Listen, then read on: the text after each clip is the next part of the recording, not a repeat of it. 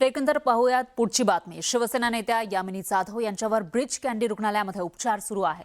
दरम्यान राज्याचे उपमुख्यमंत्री एकनाथ शिंदे यांनी रुग्णालयात जाऊन त्यांची भेट घेतलेली आहे आणि प्रकृतीची विचारपूस केली आहे। यावेळी उपमुख्यमंत्री शिंदे यांनी उपचार करणाऱ्या डॉक्टरांशी सुद्धा संवाद साधला आणि आढावा घेतल्याची माहिती आहे। त्याची एक्सक्लुसिव्ह दृश्य आपण बघू शकतोय।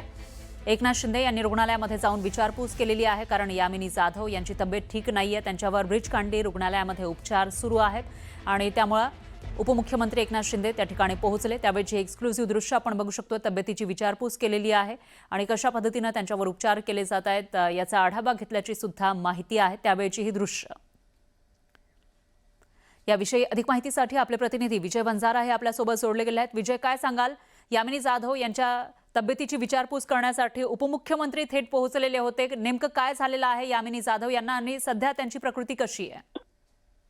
नक्की शिवसेना आमदार यामिनी जाधव या सध्या मुंबईतील ब्रिज कँडी रुग्णालयात उपचार घेत असून त्यांची प्रकृतीची विचारपूस करण्यासाठी राज्याचे उपमुख्यमंत्री एकनाथ शिंदे यांनी आज रुग्णालयात भेट दिलेली आहे।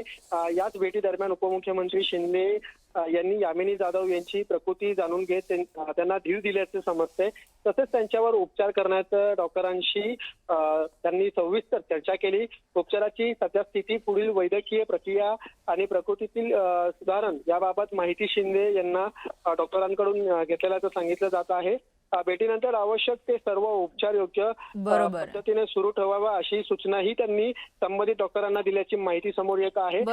यामिनी जाधव यांची प्रकृती लवकर सुधारण व्हावी अशी अपेक्षा त्यांची समर्थकांकडून व्यक्त केलं जात आहे। खरं आहे विजय, धन्यवाद तुम्ही दिलेल्या या सविस्तर माहितीसाठी। याविषयीचे अपडेट आपण घेत राहूयात।